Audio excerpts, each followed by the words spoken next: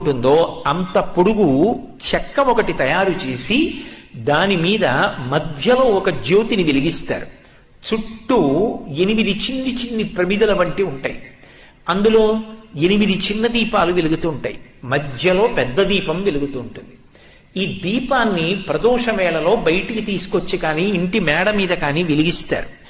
వెలిగించి ఒక మాట చెప్తారు, దామోదరాయ నభసి తులాయాం డొలయా చష. స్వామి, నీవు ఆకాశస్వరూపుడవై అంతటా ప్రకాశిస్తున్నావు.